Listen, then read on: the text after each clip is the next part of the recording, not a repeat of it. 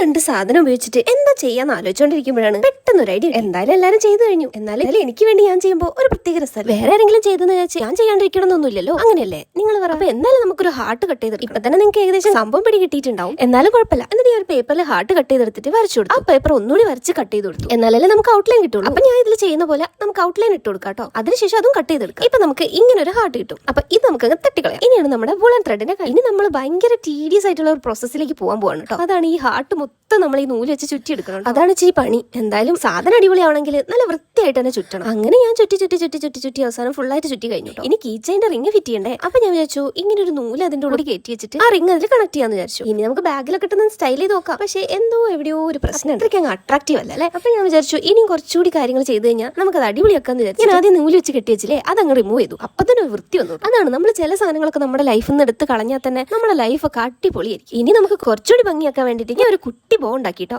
എന്നിട്ട് അതിന്റെ മുകളിൽ സ്റ്റിക്ക് ചെയ്തു. പിന്നെ എനിക്ക് മതിയായില്ല, പിന്നെ എന്ത് ചെയ്തു, കുറച്ച് മുത്തും കൂടി എടുത്ത് ഒട്ടിച്ചു. ഇപ്പൊ കൊള്ളാം, നല്ല സൂപ്പർ ആയിട്ടുണ്ട്. അപ്പൊ നിങ്ങൾക്ക് ഇഷ്ടപ്പെട്ടോ? ഇഷ്ടപ്പെട്ടെങ്കിൽ ലൈക്ക് ചെയ്യാനും കമന്റ് ചെയ്യാനും സബ്സ്ക്രൈബ് ചെയ്യാനും മറക്കരുത് കേട്ടോ. അപ്പൊ ബൈ.